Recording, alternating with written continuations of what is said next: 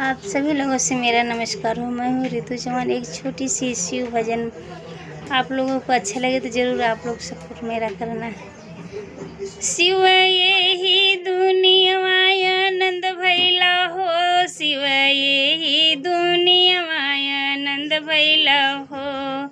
गंगा नहैला तू जमुना नहैला, गंगा नहैला तू जमुना नहैला। अरे सरजू नहा के आनंद भैला हो, शिव यही दुनिया आनंद भैला हो।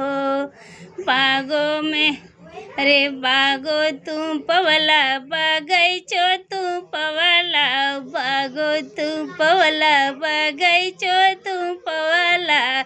अरे फूलवा तू पाके आनंद भैला हो, शिव यही दुनिया आनंद भैला हो, शिव यही दुनिया आनंद भैला हो।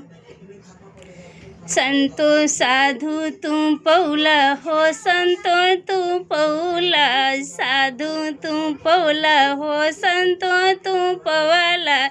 अरे भक्तो तू पाके आनंद भैला हो, शिव यही दुनिया आनंद भैला हो, शिव यही दुनिया आनंद भैला हो। आप सभी लोगों से मेरा नमस्कार हो।